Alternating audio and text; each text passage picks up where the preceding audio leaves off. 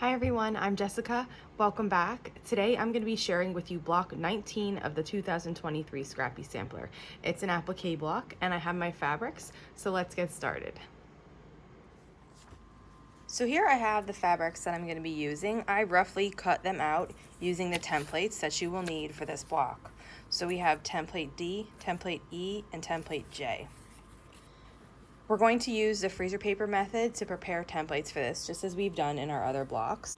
So let's prepare the first template together. I have a length of freezer paper here, and I'm just roughly sizing about how big I need for template D. So I am going to cut 3 of these rectangles.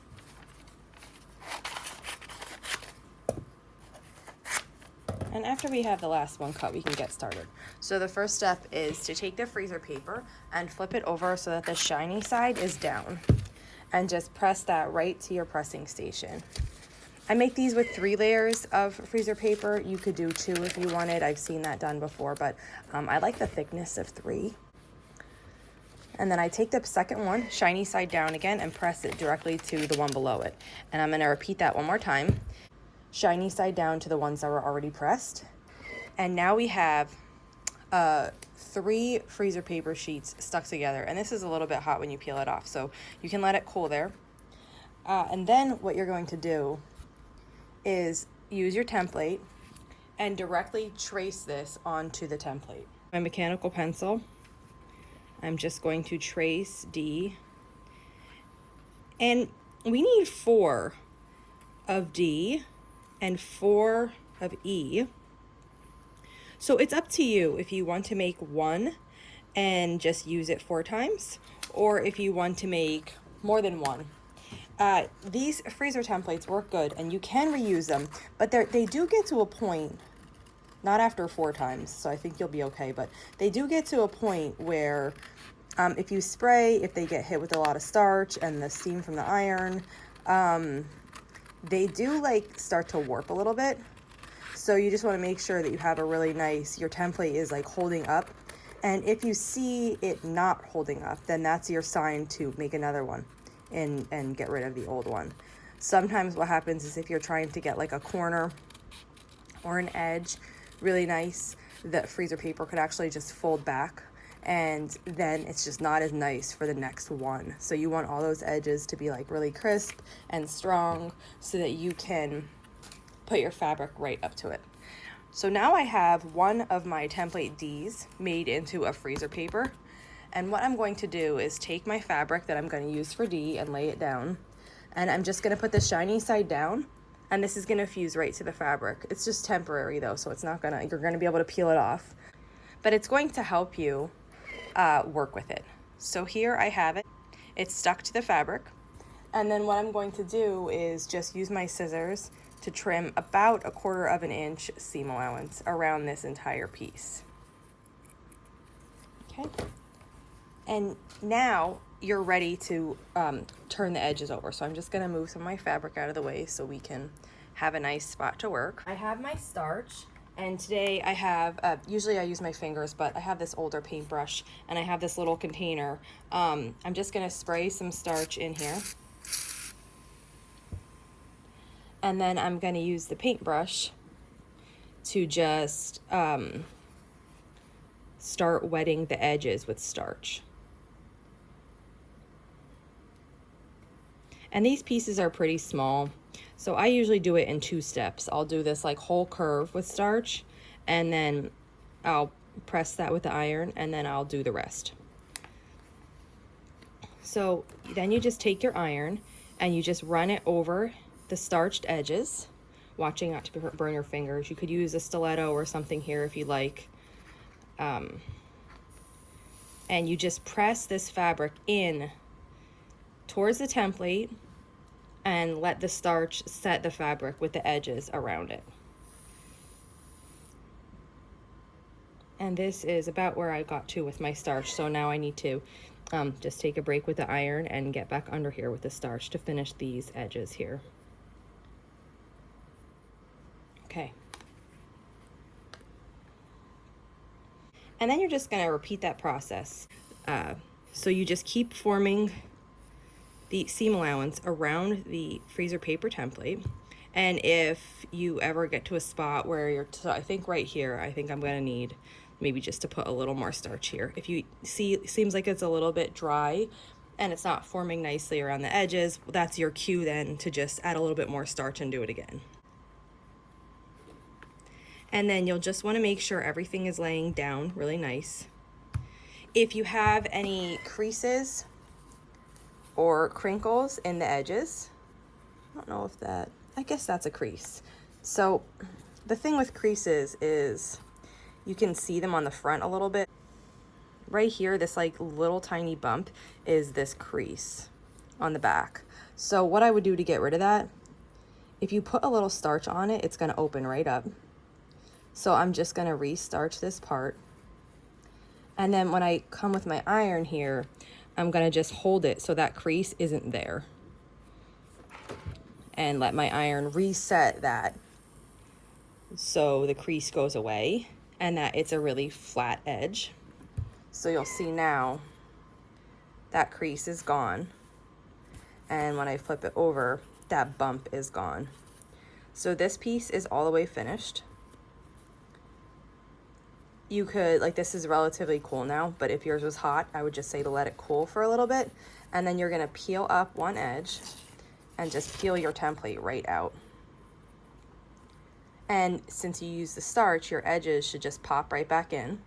And then you want to just make sure that they are laying nicely. So I just take the iron and just set it right on top of that and let the seam allowances really fold in flat so that when you're appliquing this later, it is actually flat all the way. And then I just take it from the other side, flip it over, and then press it again.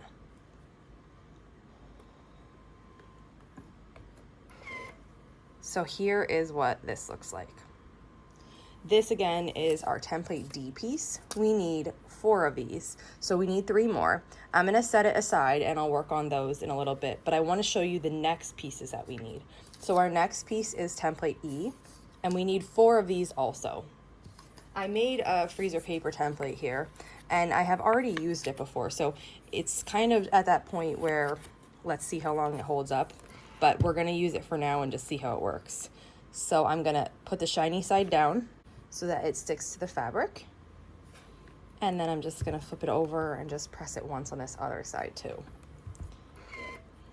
And then you'll have your template stuck to your fabric and you can start cutting your 1/4 inch seam allowance. Now, I always find these like freezer paper templates that we make, they do like retain the heat a lot. So if you wanna let it fully cool before you touch it, that's completely fine. You don't have to work with it when it's warm. You can just wait. So here's our piece. I went a little narrow on this side, but it'll be okay. And then we're just going to start just as we did with the other one in one section, painting the starch onto the seam allowance.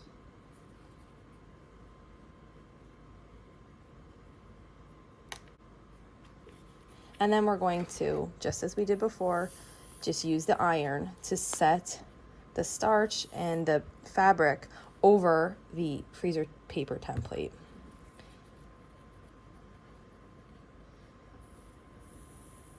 And I don't know if you could tell, but sometimes when you get into a problem here, so I press this down and this kind of like got flat like that. So now it's going to be a little tricky to press back. So what I would do there is just re-wet just this top part right here so that I have a fresh, kind of like a fresh start when I'm coming around the curve of this like heartish shape, and that all these ends just go over nicely without a crease. And then again, if there are creases, we'll put a little starch and you'll just work them flat, and that will work out just fine.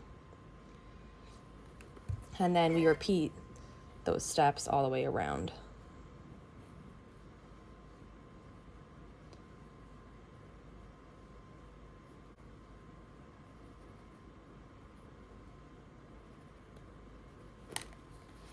I'm gonna flip it over and work from the bottom. This point is like a really gentle point. So there shouldn't be any problems. You just kind of fold it over the part that was already there and it lays really nice. It's not a tricky, some points are so tricky to get that little extra bit of seam allowance over, and this one's just not that. So I think you'll be okay. I think you'll be successful in getting that to lay nice. So once you have it, I just again put the iron on top of it to set all those seams really nice. And then I take a look and I see, so there might be a little tuck right here. You can barely see it, but you can barely see it. I think I'd leave that.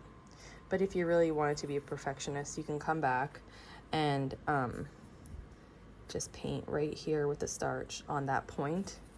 And when you put the starch on it, it just like opens it up. And then see how I can get it to lay flat now, even just with my fingers. So then I'll take it down like that, and I'll just put my iron right over, and it will knock that little fold right out, and so that it's completely flat. So largely from the front though, this looks almost the same, but that's all right. It's just a good exercise to show you that it's easy to get those little tucks out if you have them. This is my piece now, and we need 4 more of these. So I'll set this aside and I'll work on those. And we have one last different piece. It's a circle. And usually for circles, you'll know that if you did the Dresden, I like to do the stitching around the outside and then pull it in, like scrunch the fabric up and pull it in with a thread. But here, we're just gonna give it a try, just straight on without using that. It works because this circle is really small. It is a little bit tricky, but so if you wanted to do the basting stitch like I did in the Dresden block, you can do that. Or if you haven't seen that one, you can go back to the Dresden plate video and go ahead and watch that and watch how I make the center, because that is a great option for this too. But I just wanted to see, I usually always do it like that. So I just wanted to see what it was like without it and see how it turns out. So we're experimenting.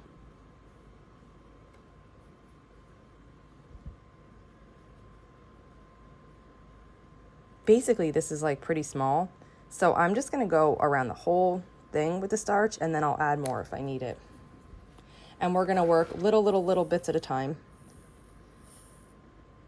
turning these and letting the starch set.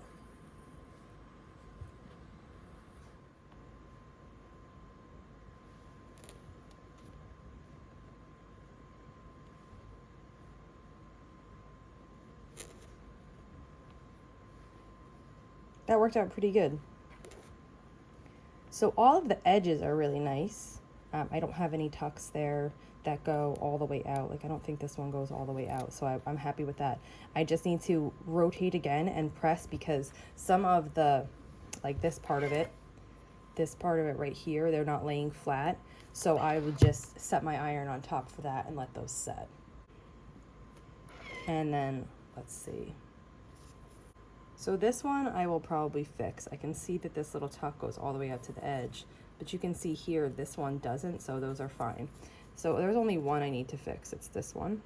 And I'm just gonna put the starch on top of it. And you could see, like, as soon as I put the starch on top of it, it starts to, like, the word I want to say is bloom. Like it just like opens up and is ready for you to refinish it. So I'm just gonna hold it how I want it to be with my fingers and just get that iron right in there and just redo that one little part. And yeah, I could already tell that worked really nice. So you could see it's completely gone now, and that edge is really nice and flat, and the circle looks great. So then I would just like I did with the other one, I would pop the center out and just make sure everything goes flat. And then I would set my iron on it and then flip it over and do it from the front too. So those are how we make the templates with all of our shapes. We only need one circle, but we need 4 of these and 4 of these. So I'm gonna make those, and then I'll meet you back here to work on the applique.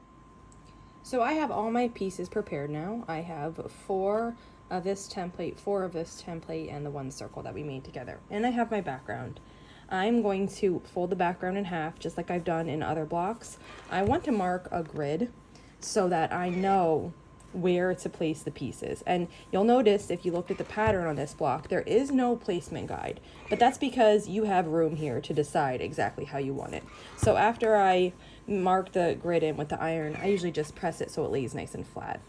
And here I'm just going to show you the basic arrangement of the pieces, and then I'll take them off and we'll work on the applique. But so basically we have the larger template pieces are going to be around the outside. This is a flower that we're making, so these are petals. And what you want is you want the petals to get close enough to touch, but not overlap. So at every part, like right here at every point where they're meeting, they should be touching. You want them close, but you don't want them overlapping. And then we're going to come in with the other petals. These are the lower petals. And then they're going to do the same thing. Right now I'm just kind of getting them on here and then I just shift them around. You want the sides to be touching, but not overlapping. And once you have those in the arrangement that you think is the best, then you'll put your center on. So this is the block that we're making. And usually I have been hand appliquing these, but for this one, I'm gonna machine applique just to show you the process of that. And when I machine applique, there are different machine applique stitches that you can use. I'm gonna use a straight stitch. I like how that looks, but there are other stitches. So if you don't like how the straight stitch looks, just search up machine applique stitches and you can see the different options. So this is what we're going to work on machine appliquing now. I just carried my block over from my pressing station and I'm going to take the top 2 layers off so that we're just left with these that look like jelly beans. And what I'm going to do here is I just have a kid's glue stick. They make applique glue. You can use that. I like to use these. If you're going to use it, make sure you're using the clear and not the purple. The purple, even though it's supposed to go away, I have seen it come through before on my projects. So I make sure I'm always using the clear. I'm just gonna do a little swipe like that across the middle and that will hold it in place while I stitch it on. One more consideration to make is that we actually have quite a bit of room here. It's not like the clover. The clover went right to the edge and the points went right to the edge. Here though, we have some extra room, but you do want to make sure that you're not putting this block like too close to the edge like this. You need to have at least 1/4 of an inch around the entire block that has nothing in it, because that is your seam allowance. So when you're placing these on, you just need to make sure that you know, that's in the back of your mind, that you're not working too close to the edge. But what I'm trying to do here is just get these to lay. There is no right or wrong way. It's just how I like it to look. So you do it how you like how it lays. And you're just getting these on here so that they're touching but not overlapping, and that you have room at each of the edges. One more. And once I have these all on here, I'll work on doing my straight stitch applique. So now those are, they're not stuck. Like if I bump them, they would probably fall off, but it is secure enough to work. So now we're going to work on appliquing them.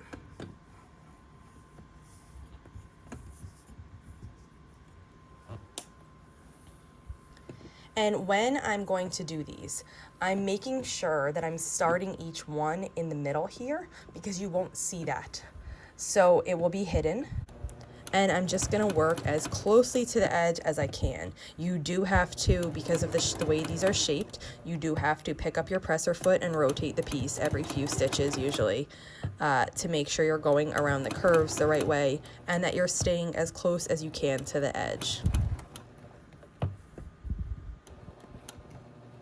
And you just continue all the way around.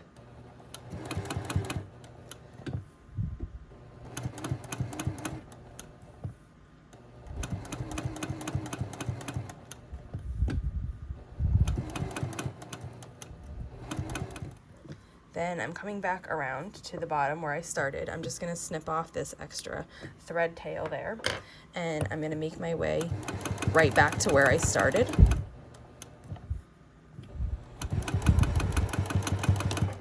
And then you'll see this one is secured all the way around. I'm gonna repeat that process on the other 3. I'm making sure again that I start on the bottom here in the middle so that that part is covered up. Now, when we get to the final layer, you're gonna see it. Nothing is covering that little circle up, but you know, if I am covering somewhere up, that's just where I always start, because that start and stop will be hidden.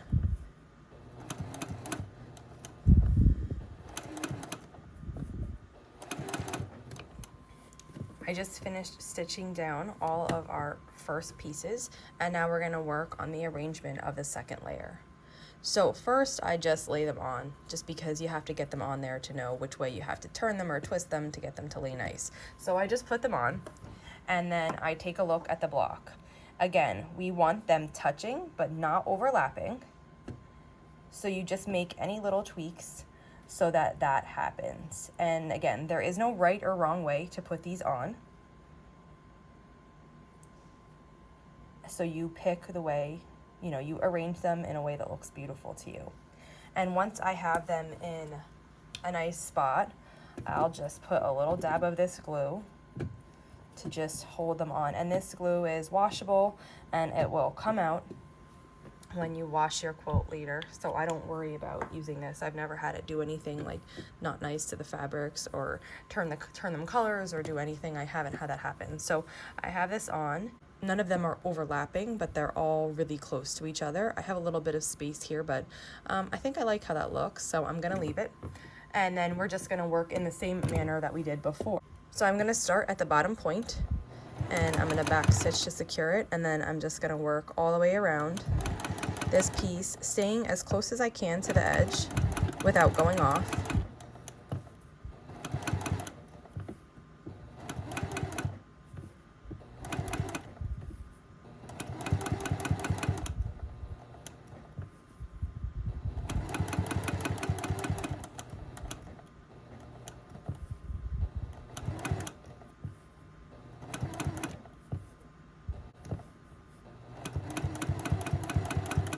And when I come close, I'll just clip off this thread, and then I'll work my way back to where I started, and I back stitch at the end too. So this one is now secured, and that looks nice. And I'm just gonna proceed on to the other ones. I like to kind of work on the one right next to where I was, because if anything shifts on the other side before I get there, then I can fix it. And again, I have a little space here in between these two blue. They're not actually touching like the red ones underneath are, and I like how that looks. So you arrange them however you like.